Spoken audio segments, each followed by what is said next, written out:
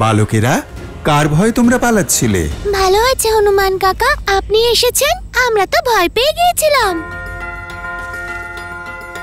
যতক্ষণ তুমি ভয়ের থেকে পালাবে, ভয় তোমাকে তাড়া করে বেড়াবে। কিন্তু হনুমান কাকা, ওই বাঘ খুব ভয়ঙ্কর। ও তো বানর ভক্ষক হয়ে গেছে। আমাদের খেলার জায়গায় চলে আসে আর তারপর আমাদের খাবার চেষ্টা করে।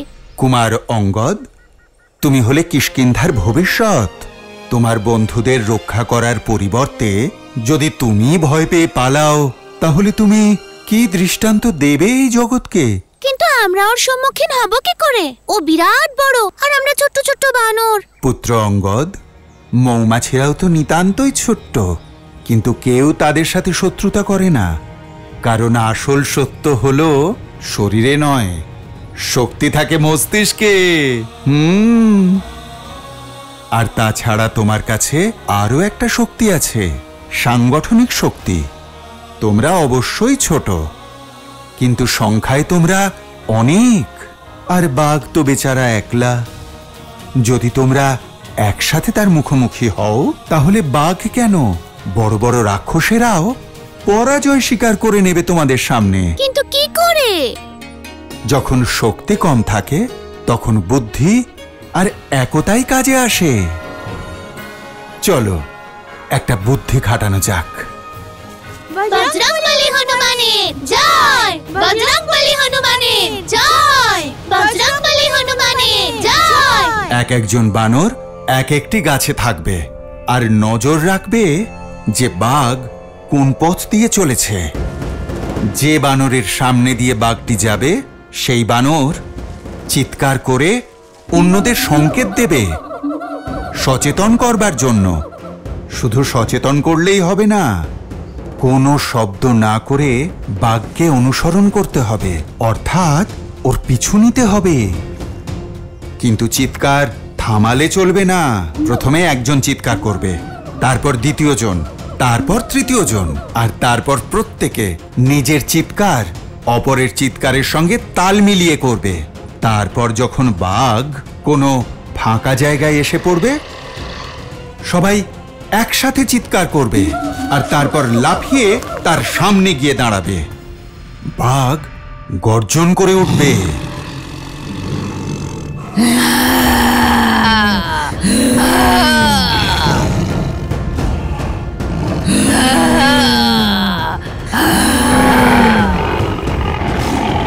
কিন্তু তোমরা মনে রাখবে, বাঘ ভয় পায়নি, সে আক্রমণ করার জন্য প্রস্তুতি নিচ্ছে।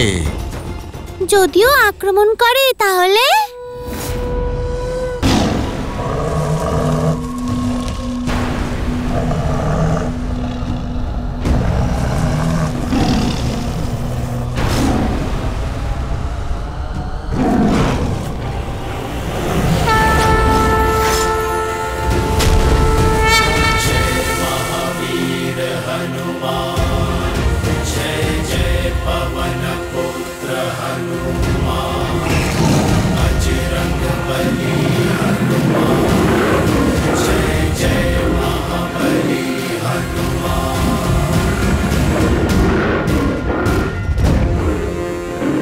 বলেছিলাম না, তখন আমি আসব।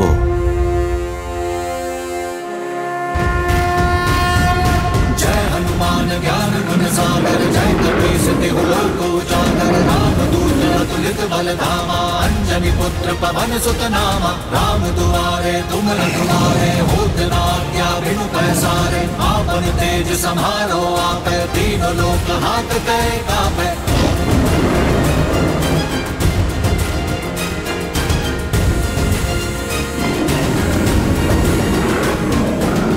জয় শ্রীরাম! জয় শ্রীরাম! জয় শ্রীরাম!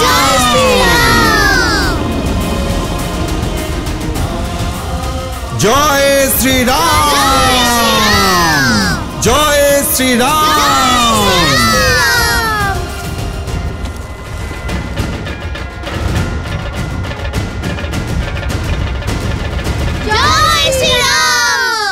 জয় শ্রীরাম! এবার বুঝলে, আসল শক্তি বাহুতে নয়, নিজের প্রতি নিজের বিশ্বাসে রয়েছে। তা সেই বাঘ যতই শক্তিশালী হোক না কেন, ছোট ছোট শিশুরাও তাকে পরাজিত করতে পারে। মনে রেখো, ভয়ের চোখে চোখ রেখে বিশ্বাস নিয়ে যদি তাকাও, তাহলে ভয় নিজেই লেজ গুটিয়ে পালিয়ে যাবে। কিন্তু এই বিশ্বাস জাগাবো কি করে হনুমান কাকা? ভক্তি আর শক্তির মধ্যে সামঞ্জস্য রাখতে শেখো। ভক্তি তোমাকে ধর্মের সঙ্গে যুক্ত করবে, আর শক্তি কর্মের সঙ্গে। আর এই সঙ্গম তোমাকে তোমার জীবনের সমস্ত কঠিন পরিস্থিতিতে পথ প্রদর্শন করবে। তাহলে আমাদের ভক্তি আর শক্তি দুটোর পার্থক্য দেখান। ঠিক আছে, তাহলে শুরু আঁকড়া থেকেই করা হোক। তোমাকে কুস্তিতে পারদর্শী করে শক্তি অর্জনের যোগ্য করে তুলব, আর যোগবিদ্যার প্রশিক্ষণ দিয়ে তোমার সিদ্ধি লাভের পথ প্রশস্ত করব।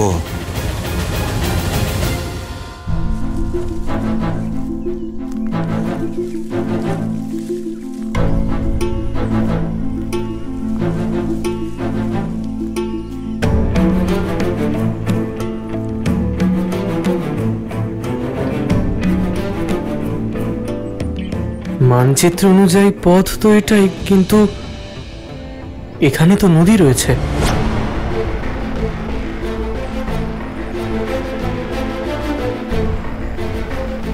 হয়তো আমরা পথভ্রষ্ট হয়েছি দাদা।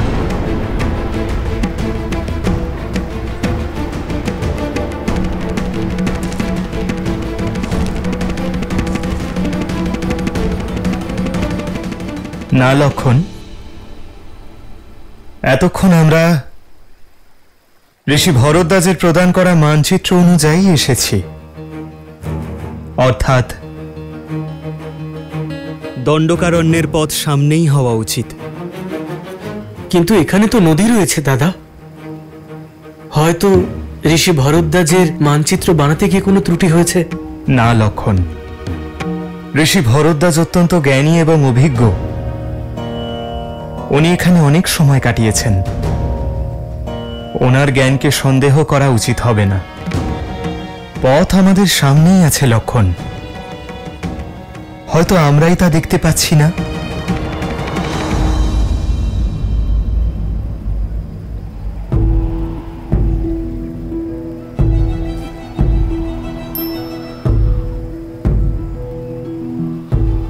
হয়তো এই বনে যেটা যেমন দেখা যাচ্ছে, আসলে তা তেমন নয়।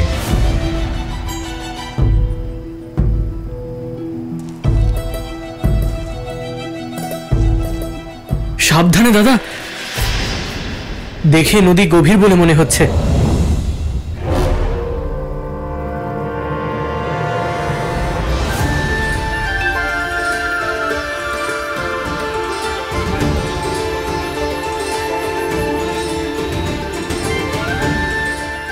এখানে কোনো নদী নেই, এ শুধু চোখের ভুল। ঋষি ভরদ্বাজও বলেছিলেন যে রাক্ষসরা মায়াবী। এটাও আবার তেমনই কোনো মায়া নয় তো? যদি পথ খুঁজতে হয় তবে মায়ার সঙ্গে লড়তে হবে লক্ষণ। হ্যাঁ দাদা। এসো সীতা।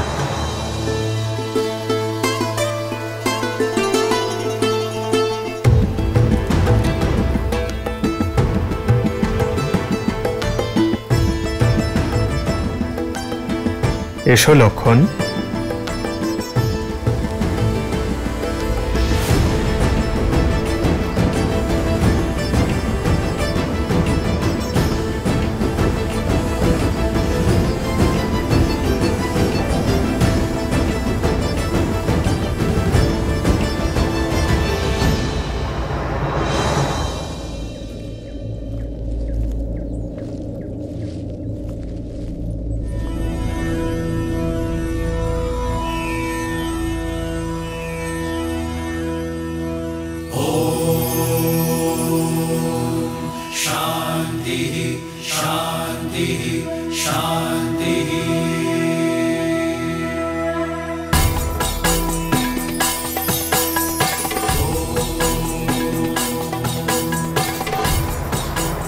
রাম, তুমি এসে গেছো?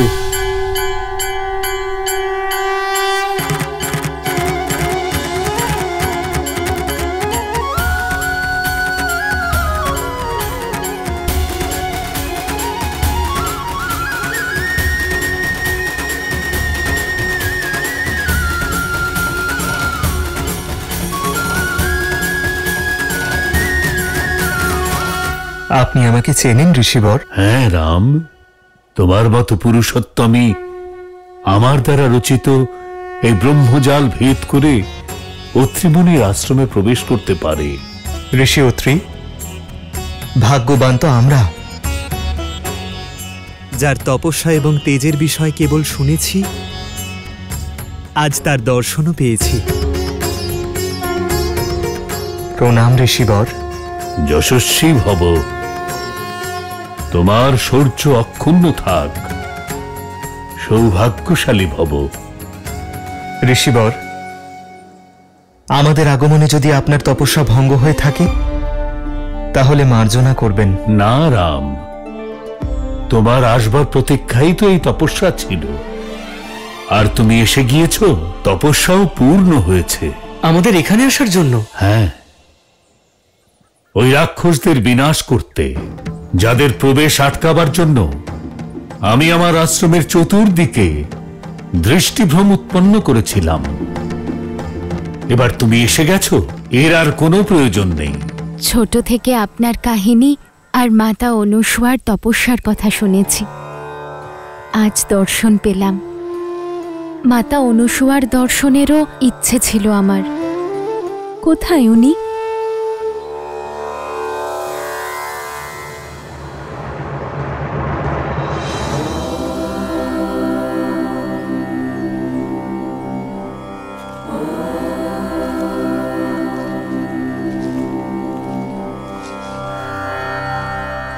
প্রণাম অনুসুয়া মাতা।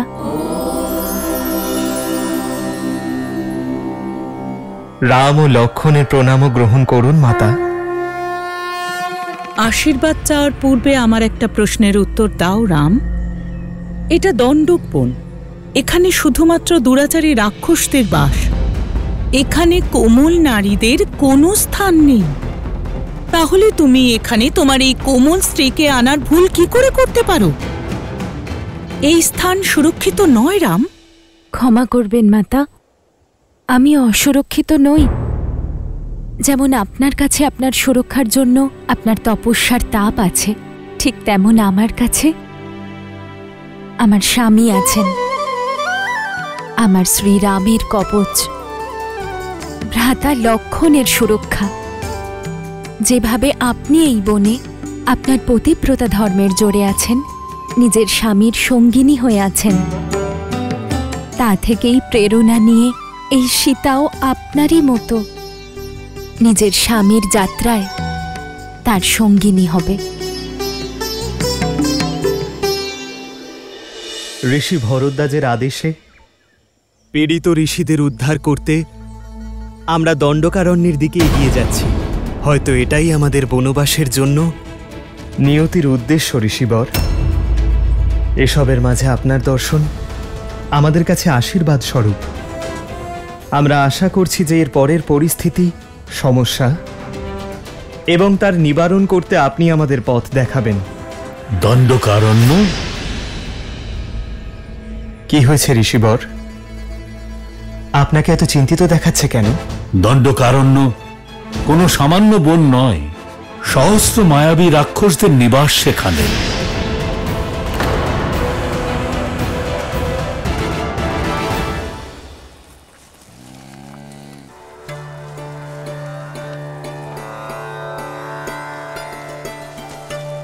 যদি অনুমতি থাকে কিছু জিজ্ঞেস করব মাতা? হ্যাঁ, করো না। আপনার তপবলের বিষয়ে অনেক শুনেছি মাতা গার্গীর থেকে।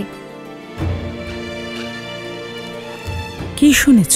এটাই যে কিভাবে ত্রিদেব ঋষির বেশ ধারণ করে আপনার পতিব্রতা ধর্মের পরীক্ষা নিতে এসেছিলেন, আর কি করে আপনি অসম্ভবকে সম্ভব করেছিলেন।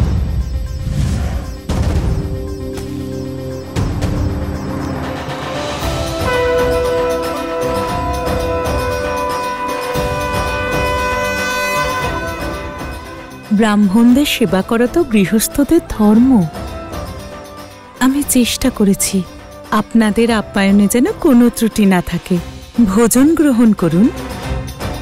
অবশ্যই দেবে, কিন্তু কিন্তু স্নান না করে এই ভোজন আমরা গ্রহণ করতে পারি না।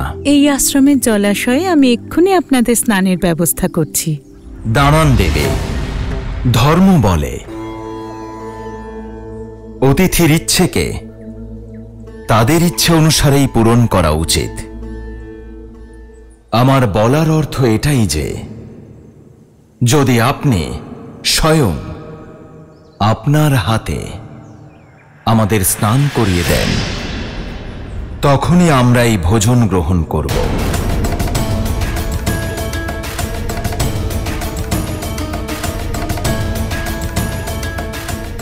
কি ভাবছেন দেবী? সিদ্ধান্ত আপনার। যদি আজ আমরা ব্রাহ্মণেরা ভোজন গ্রহণ করেই আসন ত্যাগ করি, তাহলে ঋষি অত্রির খ্যাতি সর্বদা বজায় থাকবে। কিন্তু যদি আমরা ভোজন গ্রহণ না করেই আসন ত্যাগ করি, তাহলে এবারে তুমি বলো সীতা, এই সিদ্ধান্ত সঠিক নাকি সঠিক নয়? দণ্ডকারণ্য সেই রকম রণক্ষেত্র হবে যেখানে শত্রুকে সামনে থেকে দেখতে পাবে না, আর আক্রমণ যে কোনো দিক থেকে হতে পারে। এই রকম স্থানে সীতার যাওয়া কি উচিত?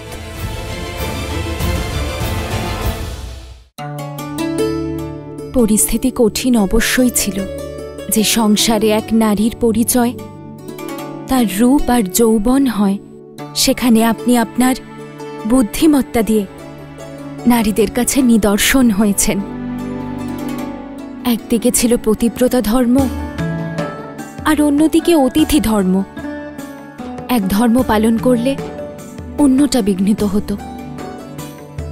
এমন ধর্ম সংকটে আপনি তপস্যার শক্তি দিয়ে যা করেছেন, তাতে শুধু দুই ধর্মই পালন করা হয়নি, বরং এক নারীর মাহাত্ম্য আর নারীর শক্তি এক অন্য দিশা পেয়েছে।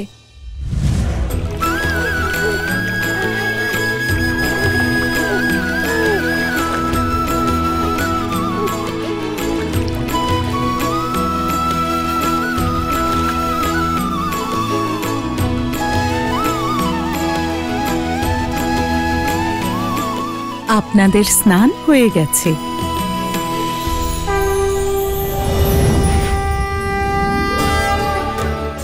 প্রণাম দেবী। আপনারা সকলে আমার কুটিরে? আমি ধন্য হলাম। কিভাবে আপনাদের স্বাগত জানাবো? আমাদের স্বাগত নয়, আপনার সাহায্যের প্রয়োজন। আমাদের স্বামী ত্রিদেব আপনার পরীক্ষা নিতে গিয়েছিলেন, কিন্তু এখনো ফিরে আসেননি। আচ্ছা, অতিথি রূপে ত্রিদেব এসেছিলেন। এই যে ওনারা। নিজেদের স্বামীকে চিনে নিন।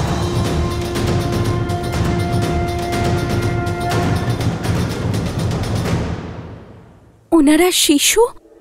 হ্যাঁ, ওনাদের মনের ইচ্ছা ছিল যে আমি ভোজনের পূর্বে ওনাদের নিজের হাতে স্নান করাই। আমার কাছে আর কোনো উপায় ছিল না, তাই ওনাদের শিশু অবস্থায় নিয়ে গিয়ে আমার ধর্ম পালন করেছি। মহান আপনি এবং আপনার পতিব্রতা ধর্ম। দয়া করে আমাদের স্বামীদের আবার স্বরূপে ফিরিয়ে দিয়ে আমাদের কাছে ফিরিয়ে দিন।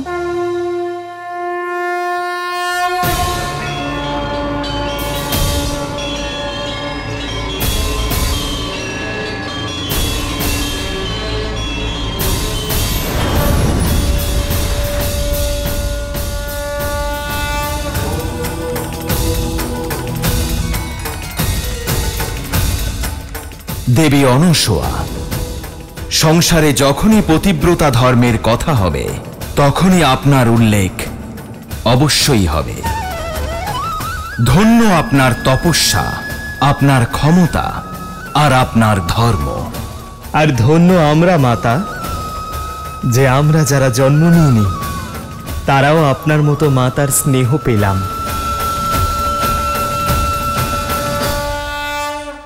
দণ্ডকারণ্য সেই রকম রণক্ষেত্র হবে যেখানে শত্রুকে সামনে থেকে দেখতে পাবে না, আর আক্রমণ যে কোনো দিক থেকে হতে পারে। এই রকম স্থানে সীতার যাওয়া কি উচিত? কাহিনী শোনা গুরুত্বপূর্ণ নয়, গুরুত্বপূর্ণ হল শিক্ষা, যা গ্রহণ করা আবশ্যক। এর থেকে তুমি কি শিখলে সীতা? যা শিখেছি তার শক্তির উপর ভর করেই তো এই মায়াবী বনে আসতে পেরেছি মাতা। আমি শিখেছি যদি কারোর মনে তার জীবন সঙ্গীর প্রতি অসীম প্রেম আর অটল সমর্পণ থাকে, আর নিজের প্রেম আর সমর্পণের উপর সম্পূর্ণ আস্থা থাকে, তাহলে শুধু মায়া কেন, সংসারের সৃষ্টিকর্তা, পালনকর্তা আর বিনাশকারী ত্রিদেব সেই বিশ্বাসকে খণ্ডন করতে পারেন না মাতা। সমগ্র সংসারকে সেই বিশ্বাসের সামনে নতমস্তক হতেই হয়। অদ্ভুত বুদ্ধি তোমার সীতা। তোমার বিচার এবং বুদ্ধি আমার মন জয় করেছে। তুমি আমার মনে নিজের জন্য একটা বিশেষ স্থান করে নিয়েছ সীতা। আমি তোমায় কিছু দিতে চাই। দণ্ডকারণ্য সেই রকম রণক্ষেত্র হবে যেখানে শত্রুকে সামনাসামনি দেখতে পাবে না। এই রকম স্থানে সীতার যাওয়া কি উচিত?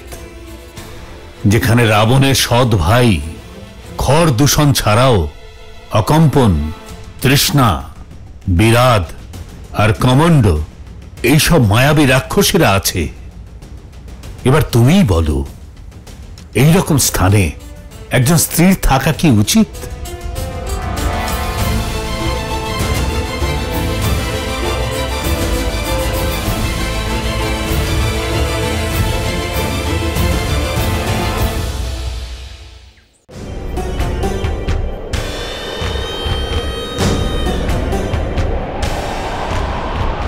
দাদা, এই কেমন মায়াবী ঘূর্ণিঝড়! শ্রীরাম, ভ্রাতা লক্ষণ! বৌঠান, সীতা!